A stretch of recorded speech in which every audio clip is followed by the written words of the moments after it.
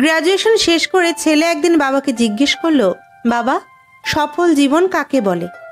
বাবা সরাসরি কোনো উত্তর দিলেন না, শুধু মৃদু হেসে বললেন, চলো আজ ঘুড়ি ওড়াই, তখন তোমাকে তোমার প্রশ্নের উত্তর দেব।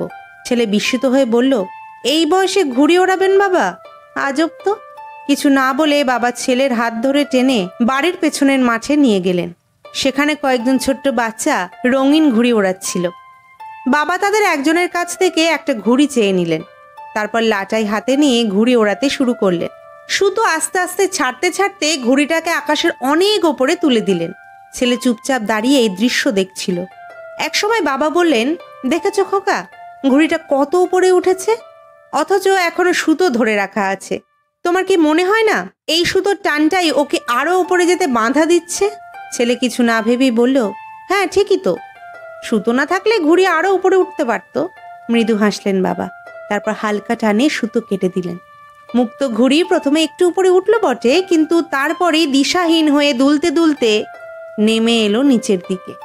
অবশেষে কোথায় যেন হারিয়ে গেল দৃষ্টিসীমার বাইরে।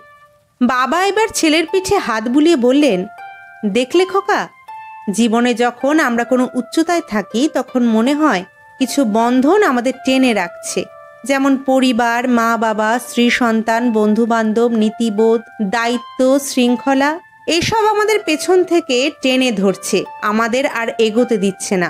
তখন আমরা ভাবি এই সব কিছু থেকে মুক্ত হলেই বুঝি অনেক উপরে উঠে যাব।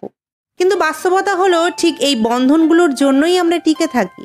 এইগুলোই আমাদের ভারসাম্য দেয়, পথ দেখায়, পতন থেকে রক্ষা করে। সুতো ছাড়লে যেমন ঘুড়ি পড়ে যায়, তেমনি বন্ধন হারালে আমরাও অচিরে পতিত হই। মনে রেখো খোকা, সফল জীবন মানে কেবল ওপরে ওঠা নয়, সফল জীবন মানে হলো নিজের শিকড়ের সাথে যুক্ত থেকে দায়িত্বের বাঁধনকে সম্মান করে মনের আকাশে টিকে থাকা। যারা বন্ধনকে ভালোবাসে তারাই সত্যিকারের সাফল্যের শিখরে পৌঁছায়। এটাই জীবনের সত্য, এটাই সফল জীবন।